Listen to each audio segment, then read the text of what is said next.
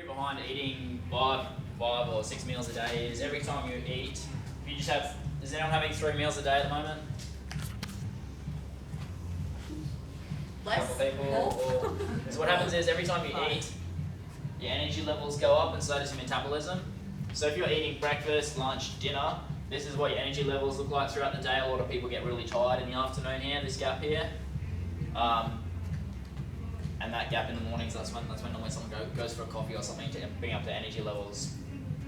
So what happens is you're just trying to eat smaller meals more regularly, so you're not having such a big like insulin spike there. You're just trying to fill that gap with a snack, so your energy levels are more constant throughout the day, and your metabolism is constantly burning through calories instead of trying to starve yourself. If you cut out one of the meals here, your metabolism drops down, you go into a starvation mode, your body doesn't know when the next meal is going to come, so whatever you eat for the next meal, you're just going to store it as fat. Does that make sense?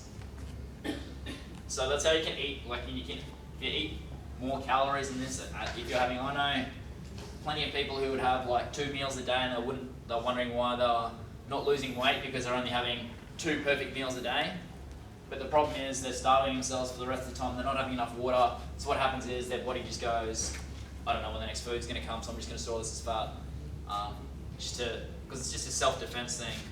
So, alright, so with your carbs, protein and fats, each type has a different, it's called thermic effective food, so it's the amount of calories that you burn during digestion and that kind of thing. So protein, fats, carbs. So 30% of the calories that you have in protein are actually broken down in digestion, and because it takes such a long period of time, if you have, say, 30 grams of protein or something, that can take up to 2 or 3 hours to break down, so your metabolism's been stimulated for that time. With carbs,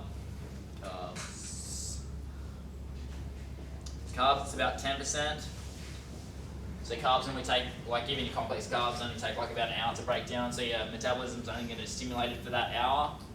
With your fats, it's really short, it's 3 to 5% of the calories is broken down in digestion. Because it's fat, it's very easily just stored. So protein's obviously your best one there. That's why you're having lean protein sources, just to try and stimulate metabolism. That's why, depending on what you're working with your trainer, you have protein in the morning, have a protein snack, protein throughout the day to have that stimulation all the way throughout the day. One really important thing as well when you're having a high protein intake is your water intake as well. If you don't have enough water, then your body isn't able to break down that protein over a period of time. So water intake is really important with that.